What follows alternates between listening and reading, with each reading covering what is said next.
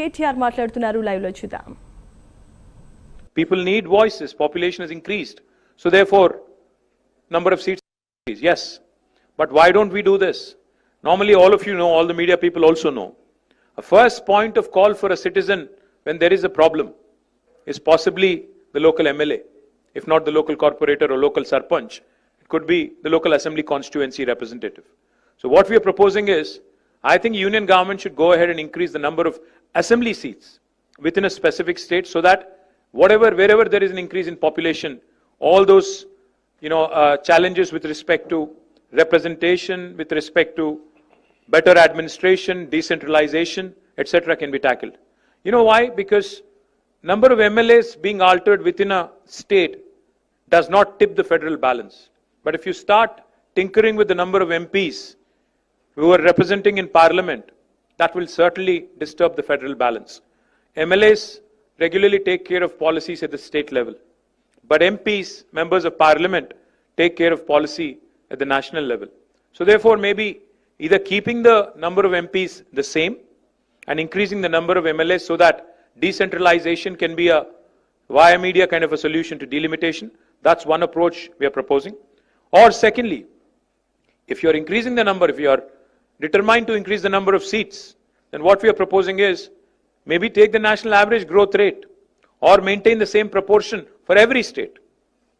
Because you see, Government of India itself, through 42nd Amendment of the Constitution and back in 1976, had brought in, population control as a measure and suspended further delimitation for 25 years. In 2001 again, Atal Bihari Vajpayee government suspended it by 84th Amendment for another 25 years. So for 50 years, we have not increased number of seats. Now, if we are going to increase, then it has to be in same proportion across the country. It cannot be impacting those states that have done economically, educationally, progressively, adversely. And we would also like to propose, this could sound a bit radical. Population alone cannot be the criteria. What if we start asking, 19% of South India contributes to 36% of GDP. So can the South have 36% representation in Parliament? That could be a radical solution. Why population alone should be the criterion for delimitation? Why not fiscal contribution? Why not development? Why not progress? So we are certainly keen to see what the Government of India would eventually say, but all in all I would say is, once again, before I sum up, India has just completed 75 years of existence. Our national leadership should ideally strive to heal old wounds, not create new ones, not unnecessarily create ruptures in this Indian polity, which is already very diverse, very heterogeneous. As a renowned scholar and statesman once said, the federal structure of India must ensure that no state, however small or large, feels neglected in governments. You could be Manipur, you could be Uttar Pradesh. You should not feel neglected or you should not feel left out. That's exactly what we are demanding.